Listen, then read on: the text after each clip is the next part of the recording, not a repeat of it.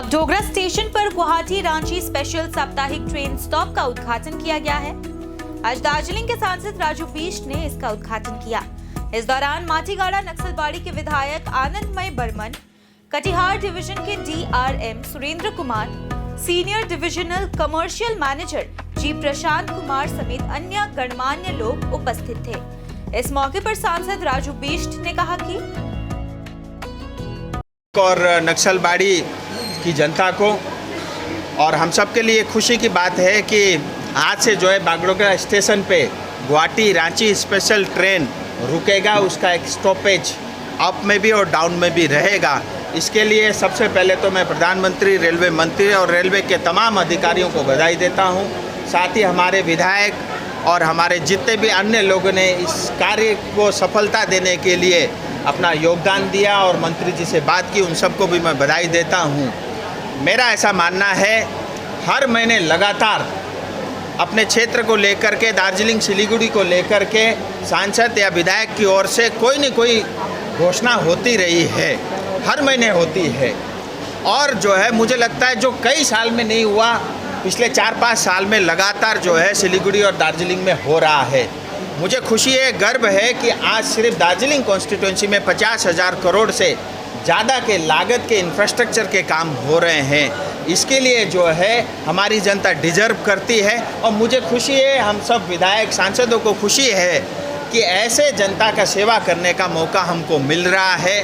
और आज एक घोषणा मैं और करना चाहूँगा कि पिछले महीने आपने देखा होगा, अमृत योजना के अंतर्गत 1000 से ज़्यादा स्टेशन की जो है परिकल्पना का कार्यक्रम का उद्घाटन स्वयं प्रधानमंत्री जी ने किया था। आज मुझे रेलवे के अधिकारी ने बताया कि सिलीगुड़ी स्टेशन भी अमृत स्कीम के अंतर्गत उसको अप्रूवल मिल चुका है। सिलीगुड़ी टाउन स्टेशन जहाँ पे एक प्लेटफॉर्म भी बन रहा है, जिसपे जो है पिछले दिनों एक बैठने के लिए जगह भी, उसका भी उद्घाटन हुआ है।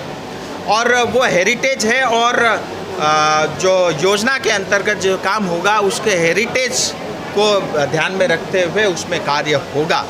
सो ये एक दूसरी घोषणा है। और मेरा ऐसा मानना है, जिस स्थान पे बागडोगरा पे हम खड़े हैं, आने वाले समय में ये पूरा सिलीगुड़ी का केंद्र बिंदु होगा।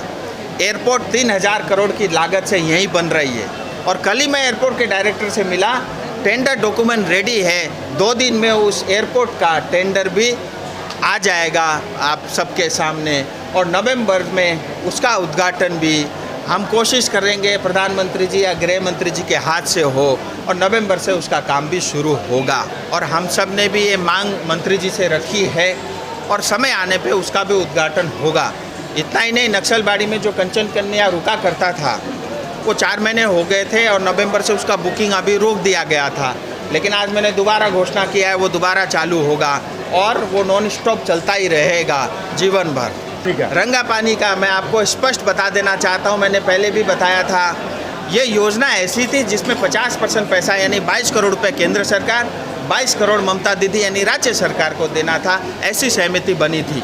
लेकिन जब ममता दीदी की देने की बारी आई, उन्होंने मना कर दिया। मुझे जनता को दुख हो, तकलीफ हो, उससे कोई फ़र्क नहीं पड़ता, मुझे भ्रष्टाचार ही करना है, मेरे पास 22 करोड़ नहीं है। फिर केंद्र सरकार के पास हम लोग दोबारा गए। अब केंद्र सरकार, केंद्र का भी राज्य का भी जो 50% था वो सारा 100% केंद्र सरकार दे रही है। अब 44 करोड़ की जगह 48 करोड़ की लागत से ROB का काम शुरू होगा और जल्दी शुरू हो जाए। नहीं, राज्य सरकार ये भी बोल दे ज़मीन भी नहीं देंगे तो उसके भी पैसे दे देंगे। आपको पता है ना, बागडोगरा एयरपोर्ट के लिए ज़मीन नहीं दे रही थी राज्य सरकार, उसके लिए 25 करोड़ रुपये एयरपोर्ट अथॉरिटी ऑफ इंडिया ने दिया है। राज्य सरकार अगर ये कहती है कि मुझे ज़मीन भी नहीं देना है तो उसके लिए हम जो है भारत सरकार से बात करके उसके भी पैसे देंगे। इतना ही नहीं, आज देखो ना, जो इंटीग्रेटेड चेक पोस्ट है जो पानी टंकी में बनना था वो रुका पड़ा हुआ है क्योंकि राज्य सरकार जो है ज़मीन देती ही नहीं है। अब भारत सरकार एक नया बिल लेकर के आई है, पास भी हो गया लास्ट पार्लियामेंट सेशन में, वो फॉरेस्ट कंजर्वेशन एक्ट जो अमेंडमेंट बिल जो है, जिस JPC में मैं स्वयं भी मेंबर था। अब जो इंटरनेशनल बॉर्डर के अंदर 100 किलोमीटर तक कोई भारत सरकार इंफ्रास्ट्रक्चर का राष्ट्र हित में कोई काम करती है, डिफेंस से रिलेटेड, सिक्योरिटी से रिलेटेड कोई भी एक्टिविटी इंफ्रास्ट्रक्चर के होते हैं, उसमें राज्य सरकार की अनुमति की ज़रूरत नहीं पड़ेगी। दार्जिलिंग पूरा क्षेत्र 100 किलोमीटर के दायरे में आता है। अब यहाँ केंद्र सरकार कुछ भी करे, ममता दीदी से परमिशन लेने की आवश्यकता नहीं पड़ेगी, लेकिन हम उनको इंटीमेशन ज़रूर देंगे, उनके भी सुझाव लेंगे, उनके भी जो है ध्यान में ये सब विषय आते रहेंगे।